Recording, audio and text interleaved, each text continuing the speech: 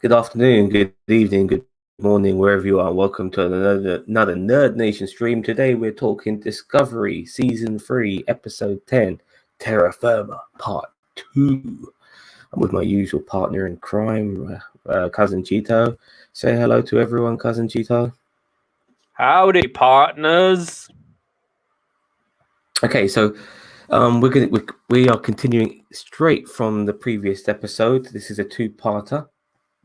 And how we continue is that Michael Burnham, the Terra Firma version of her, the Mirror Universe version of her, is in the brig, and she's saying that Philippa is weak.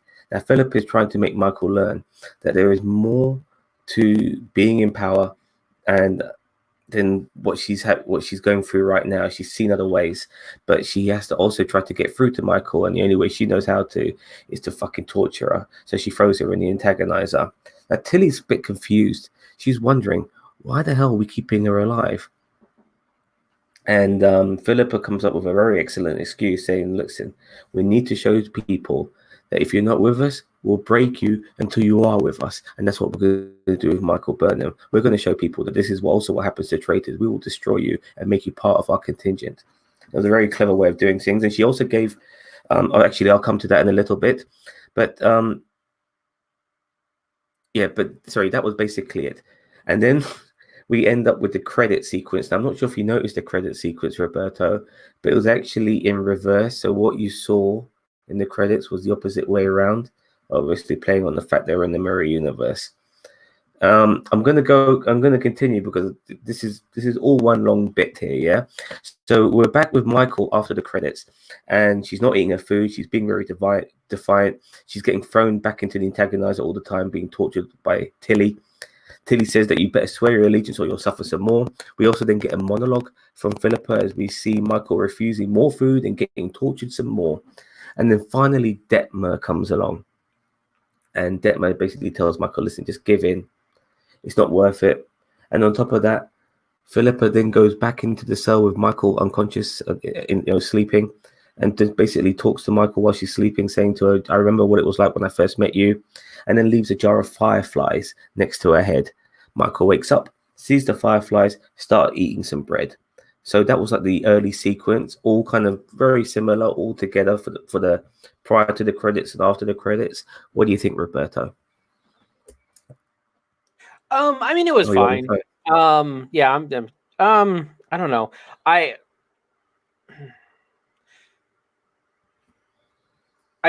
sometimes I wish we could like talk about our overall views of the episode before we start into the recap, because like I mean, this part was fine.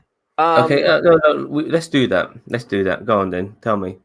This episode was a little weird. Like, you were wondering throughout the whole episode if it was a dream or whatever, if this being was, the guardian of forever or whatever it's called, and I mean, this beginning part was just, it was there.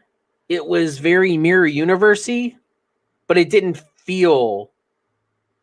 I mean, it didn't feel very mirror universe-y. Like, I know what you're talking about, which is why I understand you want to bring all this up.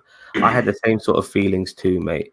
This episode didn't feel right. I felt, and somebody else brought this up in another review. Her name was Jessie Gender. This should have been a continuation from the previous episode straight away. We shouldn't have had to wait a week for this. Like this second part of this two-parter, even though it is supposed to be a continuation, it's almost supposed to start like new ground, so to speak. And it felt like a straight continuation. And yeah, I felt like the episode was too long, and they just put a divide in it, and then made it part 1 and 2. Exactly. And I also felt like the time lapse, as we do come across a time lapse, but it just I didn't feel it during the course. And that's what I'm saying. Like, it felt like Philippa was trying to make the mirror universe more like the prime universe, and I get why they did that with her, because they're trying to kind of get a redemption arc out of her. But now you're dealing with time travel shenanigans. So now there's a new mirror universe timeline, where Philippa's because Michael died differently in the original Mirror Universe timeline, and Saru died. Well, or at least he was going to die, I And think. Stamets lived. And Stamets lived until later. So, I mean, like there's like, as I said, overall, like as a Mirror Universe episode, and as the first part I thought was pretty good as a Mirror Universe episode. The second part, it's like when you start to try to inject prime timeline morals into the Mirror Universe, that's when I'm off board. I get it. Like they're trying to do this episode is very in service of the character of Philippa and where she's come from. I thought it was a mess, personally. Like, Philippa was hard ass while she was on our universe. Then she goes back and she's soft as fuck. I mean, and I agree. It was very. I was actually going to mention that about like the breakneck jarring turn that she made, because she's all of a sudden going from being I mean, she was definitely the baddest ass person on Discovery to. I want to add some more as well. Like she's desperate to save Michael, but she had no problem killing Stamets. I know she has a different relationship with Michael than to Stamets, but the point is, And Saru. And Saru as well. But she got to know Stamets, obviously being on the ship. She knows Stamets, the real life Stamets, is nothing like his Terra Firma version of him. Yet she didn't give him a chance. She instantly killed him, while she was constantly going out of her way for Michael. So the imbalance was there. Other members of the crew all getting killed and shit like that. Also, we never got Lorca. We never got him. We never got Jason Isaacs coming back. I mean, it would have been nice to have Jason Isaac back, but I didn't care. No, I think if you throw his name around that much and you don't show him, I'm sorry, it's not good. I mean, I can't argue with that. You're not wrong. Like, and then you're I'm just saying, like, it didn't bug me, but no, I get what you're saying. Now, look, now with our grievances out the way, and we will bring this back up again at the end of this review. Let's get back onto the actual structure of this show, yeah? Okay. Okay, so with the opening of this episode with Michael being tortured and all of that, trying to break it down, what did you think? Oh, sorry. I was just checking the levels. Yeah. No problem. I mean, the all the torturing and stuff like. I mean, that's just Mirror Universe stuff. I mean, that's, you kind of expect that.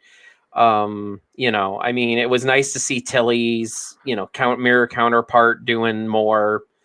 I don't know. This episode was just. It was a bad I love Mirror Universe episodes, but this Mirror Universe episode was, in my opinion, bad. Like, I'd love for us to go through and rank all the Mirror Universe episodes that ever have been in Star Trek, because like I really feel like this one would probably be at the bottom of the list, only because you're trying to inject prime timeline into my Mirror Universe. That Philippa's trying to bring the prime timeline in there. So I mean, it was fine, but yeah, you're right about Philippa. Like, watching her just like try to beg and plead with Michael. And I don't know if she did this now or later, but for her just to beg and plead with Michael to just accept her, accept subjugation underneath her, to rule the universe together, And we got more actually, because after all of this, Philippa's in a room. Oh, sorry, I apologize.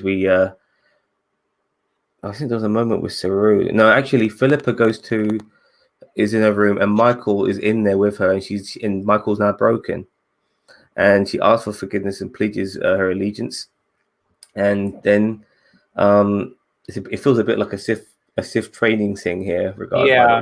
Yeah, but it feels like if this is Darth Plagueis and Darth Sidious, it feels like Darth Plagueis is a wuss and a pussy. You know what I mean? Like, but it isn't. But I just said the vibes were there. But I know what you're trying to correlate it with. But we then get Philippa telling Michael, "Okay, fine. Now you're on my side again. I want you to find all the people who tried to kill me, and I want you to kill them." And so she does that, and you see her going around Discovery, shooting up people with Detmer by her side. And then they go to Georgio afterwards, and they give her all the badges of all the people who are assumed to be traitors. And then one more person's a traitor, and that's Detmer herself. And Michael stabs her right in front of Philippa. And this goes back to, again, fuck everybody else. I'm just trying to save Philippa. Detma was a good person too back in the Mirror Universe. Why does she have to fucking die? Can't you change her as well? But No. but honestly, that was very like that part right there, like where Georgio told Michael to prove herself by going and killing all of her co-conspirators, including Detma. You know, like that's very Mirror Universe, and I was okay with that. But yeah, So those scenes are it just, you know, like I said, this is what gave me like the issue with the show, like like it just felt like things weren't making sense. Like some people get a pass, some people don't. You know what I mean? Saru and Michael get a pass, but everyone else on Voyager, who I also bonded with, fuck you guys. you said Voyager. Sorry, I apologize. Discovery, my bad. There's coffee in that Mirror Universe. Yeah. No, So but I mean, that part felt very Mirror Universe, and I liked it. Like the going around killing the co-conspirators to prove her loyalty, and then killing Detma right in front of, you know, Georgio and all that. I felt that was good to me, Mirror Universe wise. As I said, it just branches off into new timelines because, you know, Detma was alive in the first season, like during those Discovery episodes. So it's like, and so was Stamets. So it's just like, yeah, it's like all of these things are just, yeah, keep going. You know. Problem.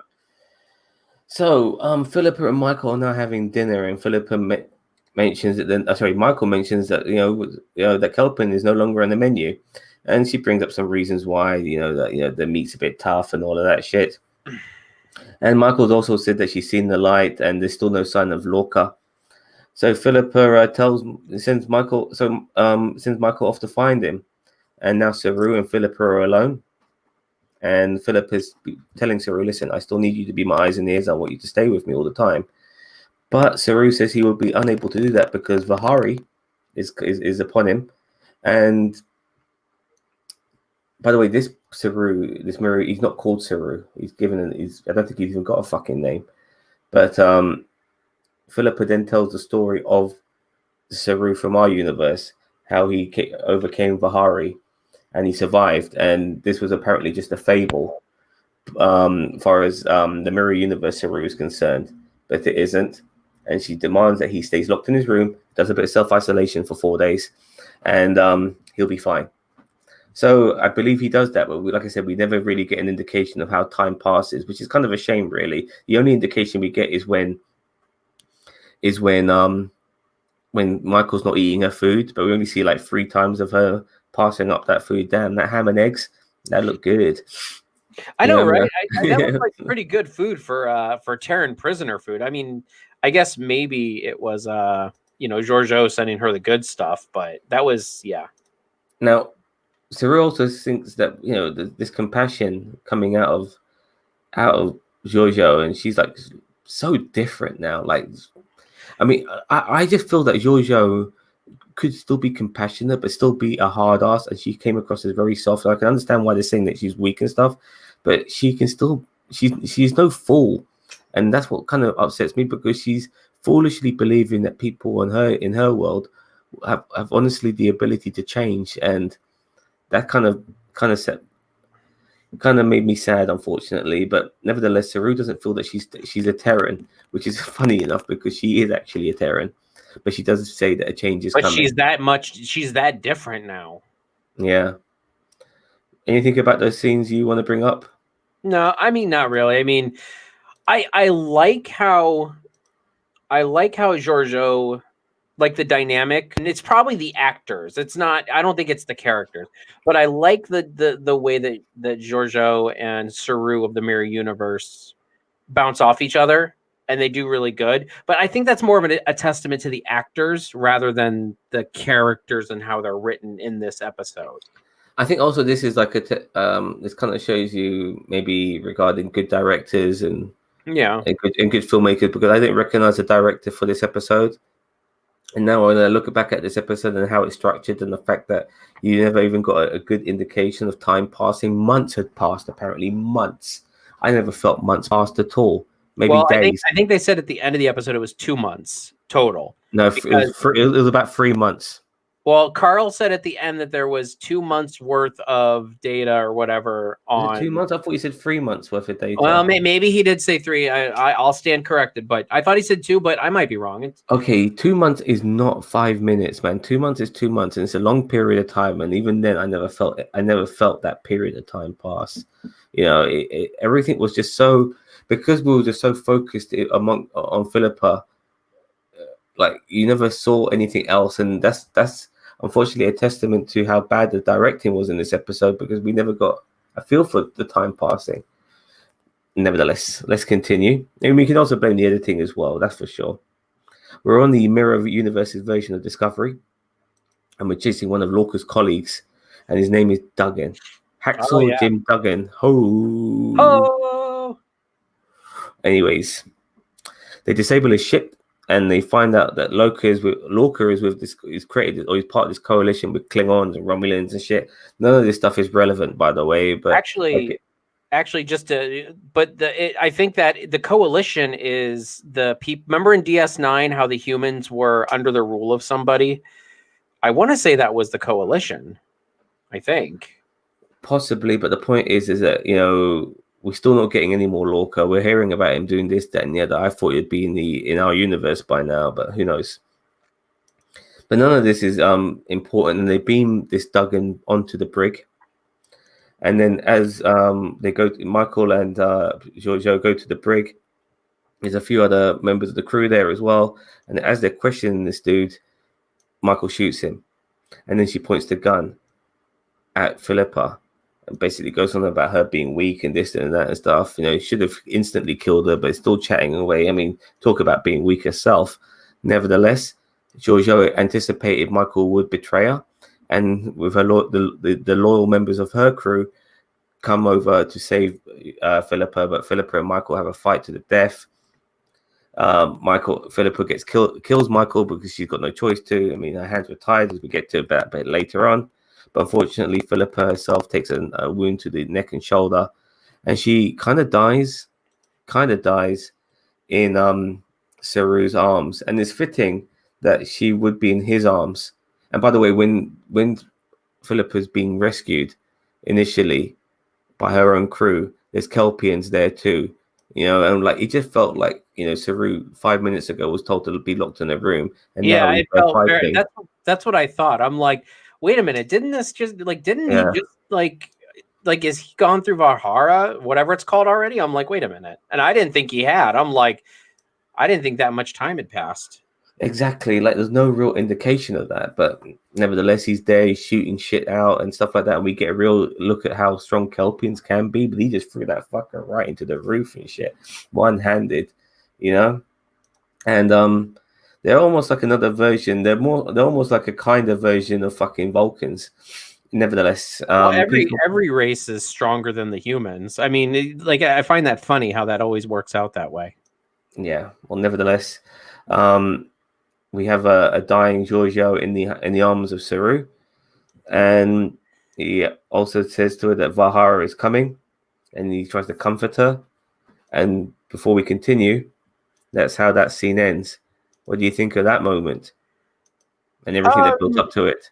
I mean, it was fine. With Hacksaw Jim Duggan and all of that. I mean, who's this fucking idiot? We want Lorca. Right? Like, I mean, he was Lorca. You know, I mean, we don't want Jim Duggan. Yeah, I mean, it was definitely a cop out for Lorca. I feel like they wrote that part so that if Lorca, see, I don't know, maybe they didn't. Like, you know, they could have easily got Lorca to escape. You know, they could have written it that way. Well, but here's the thing, as I said, I mean, like now everything's changed at this point. Like if this was actually happening in the mirror universe, this is a splinter timeline. You know, like, and I know I keep harping on that, but it's just like you're absolutely right, and that does get mentioned. So now we have like a Kelvin mirror universe. You know what I mean? Like the Giorgio mirror universe, because now she's screwed everything up. And then I mean, we'll get into it later, but at the end of the episode, then he sends her to a different time, and I'm like, oh gosh. So we'll get into that, but well, let's start getting into that. Well, Philippa now then wakes up back into our time. She's disorientated and wondering what the fuck is going on. We have our version of Michael Burnham looking over her, and she's basically telling Michael, "Look, I was on bloody Terra Prime for months," and Michael's saying, "You're only out for a minute."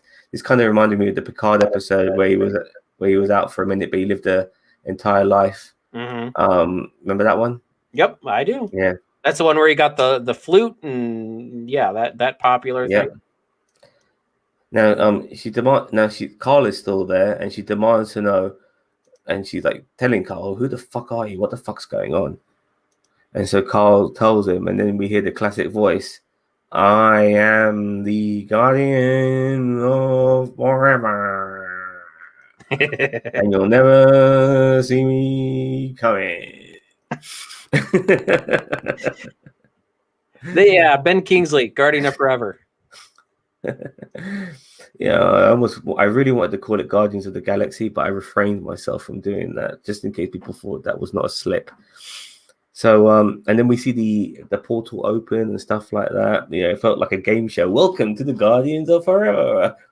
I mean, that was a really cool sequence, though. I mean, it was absolutely cool. It was really cool. when the whole thing, like, kind of the doorway just blew up, and like then the other door. I mean, but it was kind of like, I felt like it was a little bit of an exaggerated reveal. It was cool, don't get me wrong, but it was like, well, people were hedging their bets on who Carl was, and a lot of people said he was the Guardian of Forever, and they were right. I mean, and I'm okay with bringing back legacy Trek stuff like from the original series, because I love stuff from that. I want more stuff from that period personally, and that's fine. But it's like, I don't know. They kind of changed it a little bit, where it's like, now he's a person, whereas in the original episode he wasn't a person, and maybe the Guardian of Forever, because there wasn't an actual person.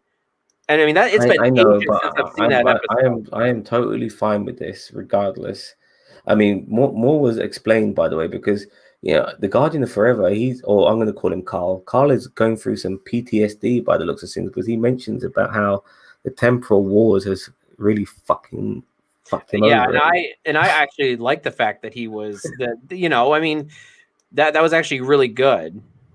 I don't know. The thing is, unfortunately, I don't know much about these temporal wars. Do you? I mean, they were in Enterprise, like the temporal Cold War. I'm not so sure, man. You watched Enterprise, you'd know, but yes, I watched Enterprise, but it just doesn't feel that relevant for some reason. But maybe that's my bad. It is your bad. Okay, good. Anyway, but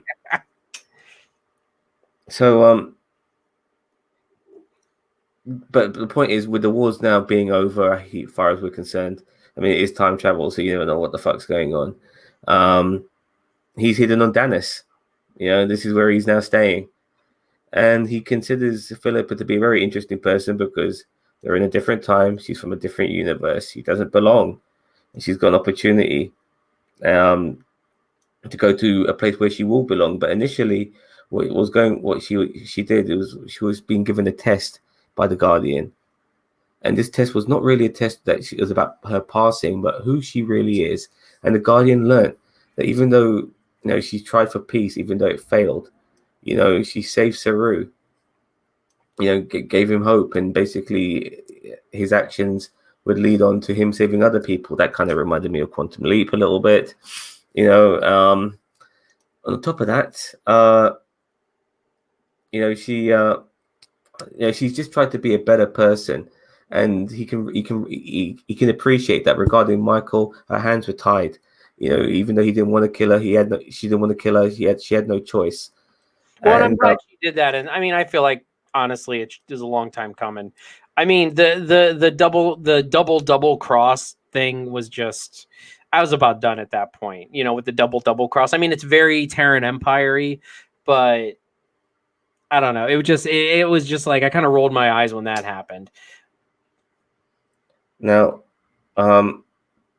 Carl then leaves by saying, "Listen, I'm going to leave this doorway open, and now you'll be given another opportunity to go to where you will live, and you'll have an opportunity to develop your own life in this world, and you'll have bumps in the road. It won't be perfect, but it's better than what it is now." And so she takes that opportunity, and she goes. And this different Georgio, she's very thankful prior to going, she's very thankful to Michael for all that she's learned. It's really weird. She totally let her guard down. It was so bizarre. Yeah, It's as like, I said, I feel like where she did this made George? a hard left turn with her character. Like, Yeah, I mean, it was just very jarring.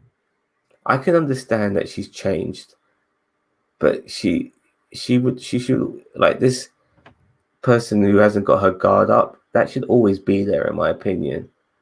And it wasn't. It felt weird. They could have still had her be this hard ass who's leaving, who knows a thing or two, who has had better experiences with this universe. Anyway, nevertheless, she's gone. They give the Vulcan sign from Michael, Terra sign from Philippa, and she vamooshes into the time tunnel.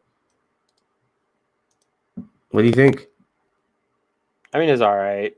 As I said, I was actually kind of hoping that Georgio would, this would all kind of be like a thing in her head, where not in her head, but like, this was something that the Guardian of Forever was just doing. It wasn't like an actual, it wasn't an actual like time. It wasn't actually happening in the mirror universe. And then she would accept where she belongs, which is in now the prime timeline. That's what I was thinking was going to happen. Because when he said, oh, the answer is on your wrist, I thought she was going to look. And even though she was back, the thing was still going to be green. That thing on her wrist was fucking useless. I mean, yeah, I don't know. It was, as I said, fucking useless. Why did she? There was no point of it in the first place. It was just fucking useless. Because while she was in the Terran universe, she was never going to phase out because she was in her own fucking world. It was weird. Well, but they didn't know that she was going to be going to her own place. I mean, okay. No, I agree. I agree. You make a fair point. Like storytelling wise, you're right. It had no purpose, but besides for her to glance at it or try to hide it a couple times. But like rationally, it made sense because I had no idea. Like they didn't know that she was going back to the prime timeline, going down to they were just using that to monitor her status. And, but yeah, no, I get storytelling wise, it makes sense. Practically does not make sense. Now, these two episodes were bookended by the regular universe, while the meat of the episode was in the Terra universe. So we're now back into our universe now, and we're not seeing any more of the Terra universe. And we're in engineering. Now, this is another part of the episode which kind of made me really pissed off because it brought it up to me, made me realize, oh yeah, where the fuck has she been? Yeah, right. So we're back in engineering, and Stamets and Adira is trying to hack into this Kelpian ship because that's what Siri's been was telling them to do in the last episode. And then that engineer with the short hair, that female engineer, she comes back after God knows like over a month of not seeing her, almost 2 months of not seeing her, and contract must be too expensive. And Stamets basically said, "We haven't seen you forever." Yeah, I know. I love how he called it out. He's like, he's saying what we're all thinking. No, but the point is that you've been gone for that long. You might as well never have come back. You know what I mean? Because it's almost like this is an insult. Like, why? This shouldn't be made a joke. You should have been in, like, if you missed 2 episodes, fine. After that, you should definitely have been in this series for some purpose, even if you're just in the background. You know what I mean? It's fucking ridiculous. It really pissed me off how they handled that. And she's eating candy, some stupid reoccurring joke about not eating. Oh, I just wanted to smash my fucking TV when I'm glad Booker only made a 2-time reoccurring joke. But if it came that up a 3rd time, I think I would have killed myself. Okay. But nevertheless, the engineer, she's calling Stamets and Adira a couple of stupid cunts for not having for not having her world-class expertise, because she's the greatest of all time, even though she hasn't been around for about 2 months. When it comes to deciphering this hacking this ship, this Kelpian ship, Book comes along and uses some emerald chain technology, and they are able to locate the ship. I'm going to go on a little bit more if you want, or you want to talk about these scenes. No, I mean, you can go ahead and go on. It's you're fine. It doesn't piss you off regarding. No, actually, let's talk about it. The engineer coming after 2 months. What the fuck? I mean, no, I get it, but that's a problem with this series right now.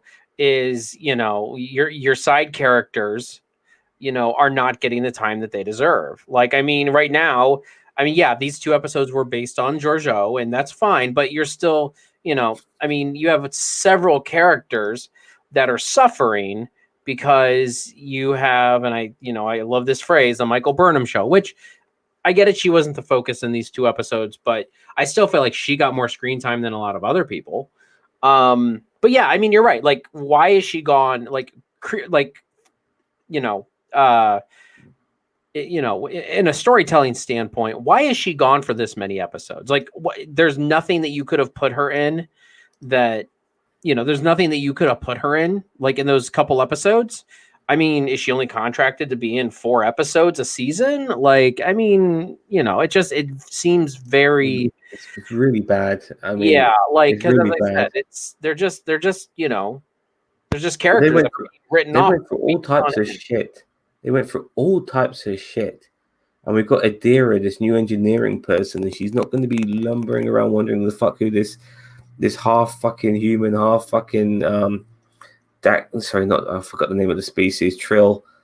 Where the fuck? Where has she been? Well, no, she was in there, wasn't she? No, she's been around, but the point is that you would think. Anyway, let's move on.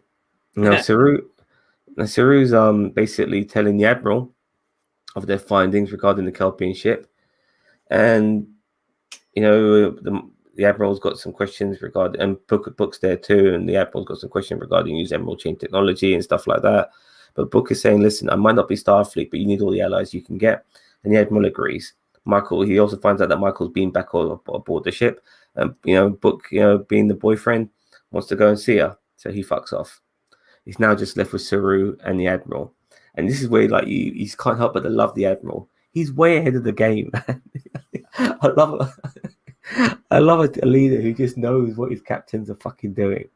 He doesn't hold a grudge against Saru at all. He understands, regarding Saru coming back later to him, that Saru was only going to get back to him once he found out more information. He knew that. The admiral fucking knew that. Loved it. I loved it.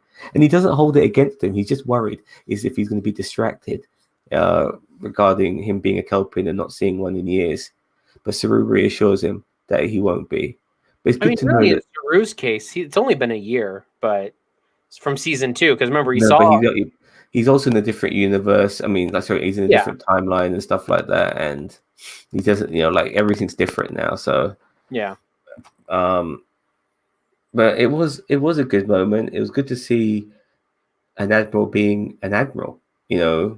Somebody who's just so ahead of the curve, which is why he's in the position that he is, because he knows what his staff are thinking. He understands how they operate. He knew exactly Saru, what sort of person Saru is, after working with him for a short period of time, and knew that Saru would get back to him once he found more information. Not that Saru was withholding information, but only wanted to find more information. Genius. Love it. What did you think? I thought it was great. I mean, it showed that the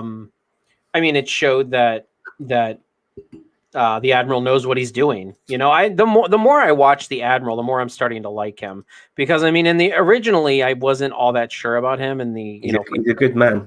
He's a good man. He's a very good man. He's a very good man who I can understand, who was totally had his guard up regarding when he first came across Discovery. It's very easy from our perspective, who knows what Discovery is about. It seems like he's opening up and trusting Discovery a little bit more, because I mean, he doesn't know if it's like some kind. I mean, I'm sure, but he's probably gone through all of the options. Could this be like a founder trick? Could this be, you know what I mean? Like if the founders are still around in this time frame. Yeah, for sure. So Mike and Saru are having a chat about Philippa and what's happened to her. And they basically say that she's deceased now. If Philippa has gone back in time, then she is deceased because she's gone into the past. So that makes sense. Now we're back, and then we go straight into 10 forward. I'm going to call it 10 forward, but I don't know what else to fucking call it. That tracks. Of Discovery, and all. I mean, Colbert, he starts a toast for Philippa, and this is another bit which kind of felt a bit out of place. I mean, this is somebody they had to keep their eye on, and was worried that might fucking flip and kill them at any minute. Yeah, it was a bit. I don't know. And all of a sudden they're fucking reminiscing about the good times and all this shit and how they almost got killed by her and this, that, and the other.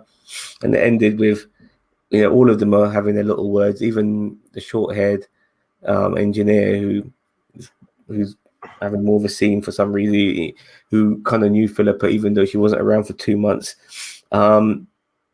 Nevertheless, they're all having their moments, and then obviously Michael gives the longest monologue of all, mentions how that they battled and stuff, but she still misses her, and it ended with a toast to Philippa, and that's how the episode ended. It was very underwhelming. I don't think to me, the episode didn't suffer from being underwhelming. The episode suffered from being very out of place for what it wanted to be, I feel. Which would have made it perfect, but because it didn't, it felt underwhelming. Yeah. If you know what I mean. Like, I know what they wanted to do, but they didn't pull it off. Yeah. And the way they brought certain characters back, the way they've turned. You just wanted Lorca. You just have to turn on for Lorca. I wanted Lorca back big time. Yeah, I didn't care. Like, I mean, I like Lorca. He's one of my favorite villains of Star Trek history, honestly. I like Lorca too, but I did feel we were set up for a Lorca. So I was a bit gutted that we didn't get him. When you mention his name as many times as they did in both episodes, you better show his fucking ass. That's just my opinion. As I said, I don't disagree with you, but it just didn't faze me all that much that he never showed up. That wasn't the biggest deal for me. For me, the biggest deal was the character of Philippa, who, in my opinion, they made her too soft in her demeanor. The return of the engineer, like the whole passage of time in the Terra universe didn't feel authentic, or didn't even feel like time had passed at all. And Philippa trying to get through to certain people, but not giving a damn about others, it just felt weird. Yeah. I wasn't buying any of this. I didn't like it, and it's unfortunate. It didn't. It's unfortunate this didn't become like a hot. They should have just made this a 2-hour episode. I think it would have worked. A 2-hour episode would have worked, but splitting it up didn't. It didn't work, and I think that's the problem with this episode. I think with a 2-hour episode, you would have felt the passage of maybe 4 months. But because you would have had a good portion of time. Like a 2-hour episode, 1 hour of that episode would have been in the mirror universe. Yeah, they fucked up. They done fucked up. It wasn't that good. And we still got some loose ends to tie up now with 3 episodes left. We've got the Emerald Chain, and we've got the Burn, and we've got this Kelpian ship, which seems to be in the middle of both. So the Kelpian thing kind of stems from from the Burn. So but no, that one will lead to the other. But they've got 3 episodes to tie up all these loose ends. This Osara character has had very little development, if any. They're gonna Mandalorian it. They're just gonna cram it all in the last episode. So I mean, like, something like this should have been done a bit earlier in the season. This should have been a bit more mid-season-y. This is a bit tail end of the season for this. Mm-hmm. What do you think? Do you agree? Yeah, I mean, I agree. I mean, yeah, this I do feel like this should have been more mid-season rather than tail end. I mean, as I said, I my thing is that I love Mirror Universe episodes, and this one just did not feel like a Mirror Universe episode. Oh, yeah, well, I don't think they've done the character of Philippa Georgio credit in this episode. They radically changed her tone too much for the sake of showing change, when we already saw the change was there. They beat it over our heads that Georgio had changed. Like, even her sparing Saru and sparing Michael. Like, she didn't even have to like beg and plead with Michael, like, to make us realize that she's changed. But I mean, they had to beat it over our heads that she had changed. I do love Mirror Universe Tilly. She is I love that I hope we see more. because it is evil Tilly. It's not like the actress is playing like a totally different character. She's playing Tilly as evil, and it works so well. That's kind of the fun of it. Yeah. So overall, I'll give this episode a 5 out of 10. Yeah, I agree with you on that. Maybe, yeah, probably about a 5 out of 10. Maybe less, maybe like a 4, but you're probably right. I just, going into it, I wanted more Mirror Universe, and what I got was Prime Timeline branding on a Mirror Universe generic product. Now, I would definitely say that this is the possibly the worst episode of the season so far. And that's saying a lot because we haven't had a lot of bad episodes in this season. I would say possibly that Vulcan episode wasn't too great. That Vulcan episode had issues, but I really enjoyed a lot of parts of that episode. Well, okay. I'm just trying to think of what else. Actually, the book episode wasn't too great either. It just as the season goes along, it's kind of going downhill. It's a bit unfortunate, because there have been some great episodes. The first few episodes were really good, and the standard was really high. But once again, like sometimes one of the things I did like about the Mirror Universe episode was I felt Discovery did need a left turner initially, just something a bit different. Like they're not necessarily they're doing Star Trekky stuff, which you see in all these other episodes of Star Trek, but it's happening in this sort of narrative format. But then they made me realize they're kind of doing this a little bit too late. Some of the crazy stuff needs to be done in the middle. They can get away with it at that period. You have your beginning, going for this narrative, the bumps in the road in the middle, and then we go for the end. And obviously, with this narrative, with them discovering a new Starfleet and stuff like that, that kind of took up some of the middle. But some of the diplomatic episode with the Trill and stuff like that was great. Even the Vulcan episode wasn't too bad, but you kind of it was setting up for some bad episodes after this. The episode where they had to rescue Book was actually pretty good. It was better than I expected, because I think the episode when they went to Vulcan, I think we were expecting that to be a good episode, and it kind of let us down. And then the episode where they went to there were some things that in that episode that irritated me, like Michael's mom being the arbitrator or whatever she was called. Like that stuff annoyed me. I thought the episode itself was good. I liked the idea of the court by logic or court by science, type thing. I liked all that, and I liked the arguments and everything like that. I just they had to personalize it with Michael by putting her mom in there, and that's one of the things that really annoyed me. Yeah. So, what's the end game for this season then? I have no idea. Because because finding out the origin of the burn is great, but if they somehow don't come up with a Star Trek method of reversing it and recreating all the dilithium, even though apparently dilithium was becoming a rare resource before it went extinct pretty much. So it's good though. It's good in a way that we don't know. Honestly, I feel they need to develop a new form of space travel at the end of this season. Well, they got it in the spore drive.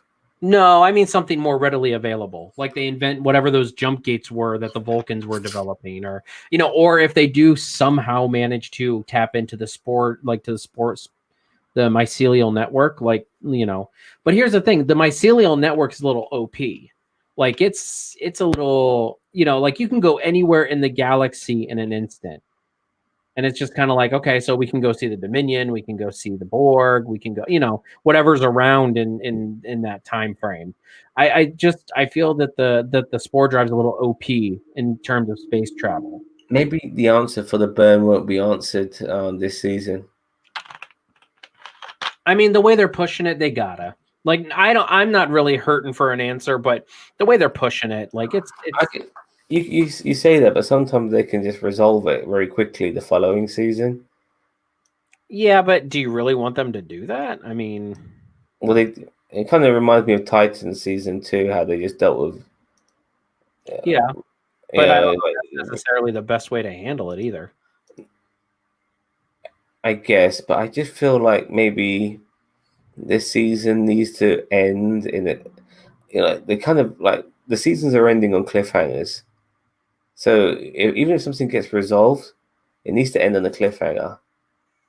My opinion is that at the end of this season, we're going to see the 31st century version of the Borg. You think? That's very left field. I didn't even expect you to say that. Well, we have to end in an unusual manner. We have to end with people saying, "Oh shit, I can't wait for season 4." I mean, you're right, but I didn't think it would be that. I mean, I thought it would be more. Well, did you think they'll end up going to the 31st century at the end of season 2?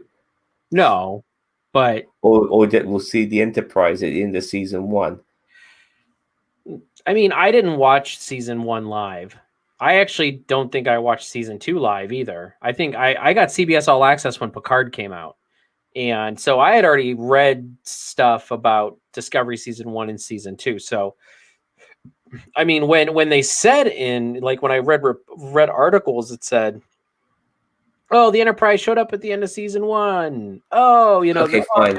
Yeah, but the point is that these if you put your mind to it, we're going to end. Let's. If I told you that as we're watching season 2 that I think maybe they're going to shoot themselves into the future and go by 1,000 years, and that's how they're going to end it. And next season they're going to be in the 31st century. Oh, I You'll be probably thinking, wouldn't believe that. you would probably think to yourself, "What the fuck you on about, Zam?" No, I'm So not saying that you're wrong about the Borg. I'm just like, oh, like that was like really left field. I'm like, oh crap. okay, so how do you think the season's going to end? On what sort of cliffhanger? Because if they're going to stay true to form, there's going to be no resolution. It's going to be a cliffhanger. I mean, resolution to the mode would be the story of this season. We're definitely going to have a cliffhanger. It will What's end in the one of cliffhanger? either the Federate, like either Starfleet, like headquarters. Starfleet headquarters is going to be destroyed. Like I'm not saying everybody's going to die, but I'm just saying like either something like that's going to happen, or they're going to, as I said early in one of our earlier reviews, like the Vulcans and the Trill, and the Vulcans, the Trill, maybe the Andorians. What other races have they helped? Well, obviously Earth. A lot of those races are going to come together and they're going to form a new Yeah, coalition. that's great, but what's going to be the cliffhanger? That Michael's mom is the head of the Emerald Chain. There we Please. go. We got it. I won. But think about it, like the Borg cube coming in all silvery and chrome and shit because it's 31st century. It's all gleaming in sunlight and stuff, sparkling and stuff. It's probably got some hydraulics on it, and it's just coming in there, boom. And like, what can you? How do you end this season with an oh my god, what the fuck moment that will set up season 4 for its own unique saga? I don't think it'll be the Borg. I mean, I don't Why know. the hell not? What's a race that we haven't? I mean, what's a race that people have been clamoring for them to explore that would benefit from a 31st century retrofit? Like, I mean, Klingons showing up. I know we don't want that because the season 1 was about the Klingons. We've already seen the Romulans. I mean, we haven't seen Ferengi. We haven't seen. What about people? What about people from the Delta Quadrant? You talking like the Hirogen and the? I mean, that's Yeah, the Borg. I mean, the Borg are from the Delta Quadrant. exactly. But it has to be like I can't think of anybody who would give the oh my god factor. I mean, The no, Borg you're right. I mean, the Borg is probably the most impactful out of all, like what you said. I and mean, the 31st century version of them. or the Yeah, Dominion, maybe. I mean, Gamma Quadrant. Um, I don't know. yeah. But how do you?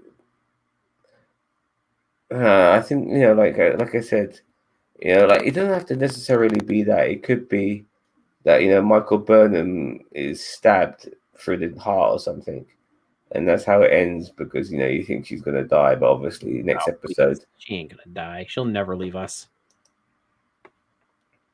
By the looks of the next episode, she looks like a Trill. Who does? Michael Burnham. With her and Dr. Colbert, they go on some expedition by the looks of things. Yeah, well, it'd be nice to actually see our Trill be a Trill, Like they have not shown any like character change with that character at all. Like She'd like to be referred to as they and them. Well, okay. That is the extent of the character that we have gotten from her since then. I don't know. I feel like we need more of these side characters. Like they need more time. Yeah, well, they're never going to get that, are they? Because we got. It's pretty hard to do that when they're trying to tell this narrative. Well, I guess I'll just keep on keeping on, I guess. Fair enough. Well, I think we've exhausted this. This has been, like I said, a very underwhelming episode. I'm showing how underwhelmed I am in my delivery today as a host. I've been let down by this episode. It didn't give me not only did it not give me what I wanted, it was poorly structured, and it brought back people I thought were fucking gone. I forgot about. I totally forgot about. And the fact that you brought them back shows you that you fucking have made poor use of them during the course of this show. And certain characters, I still don't know their names yet because you're not developing them well enough. I tried to remember the tactical officer's name. Bryce, is that it? What, the blondie? No, the guy, the black guy. I think it's like Bryce or Lieutenant Commander Bryce or something. Fuck knows, man. I kind of remember his name now, so I mean that's I can say at least I tried to remember one of them. Yeah. Nevertheless, 3 more episodes to go. Our baby's almost over. I know. It's all right. We got WandaVision. By the time Star Trek Discovery's over, we'll have WandaVision waiting in the wings, so we can do reviews on that. Yay! It's gonna be interesting talking about that. To really get my Marvel head on for that shit. I know, right? I mean, this is gonna be that's gonna be more of a popular topic, like pop culture. Like Star Trek Discovery, Star Trek Discovery is not really that much pop culture. It's like, we kind of get to sit down and talk about it and everything, but it's like WandaVision's just going to be like that big. It's that big. It's the first MCU event to happen since Spider-Man: Far From Home. Is any MCU event, like. And it is a continue, and it might not reveal much, but it's a continuation from Endgame. It is. There's a lot of. They've said that the WandaVision show, is going to lead into a lot, like Doctor Strange and all that. Like, it's going to say that I know. That I know. Well, tomorrow we're going to be talking Mandalorian season finale. Very much looking forward to that. We'll hopefully have Ginger Greek with us as well. We'll see what happens to the Mando and his kid. Do they get back together again? Boba Fett's on the scene, but Roberto's favorite character. It's going to be interesting, I think Cara Dune and Fennec are there as well, all getting together.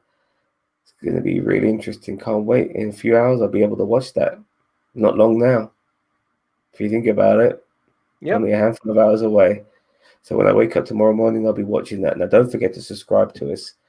We're on, obviously, YouTube. We're also on Discord, as well as Facebook. The logo you see on our YouTube, look for that logo on Facebook and Discord when you type in Nerd Nation, because many groups and many societies have call themselves Nerd Nation. But if you want to be with us, the logo is the way to know who we are. Thank you very much for watching. Have a nice day. We'll see you tomorrow. Keep an eye out for us. If you're subscribed to us, you'll know when the stream starts. Thank you very much for watching and have a nice day. Bye-bye.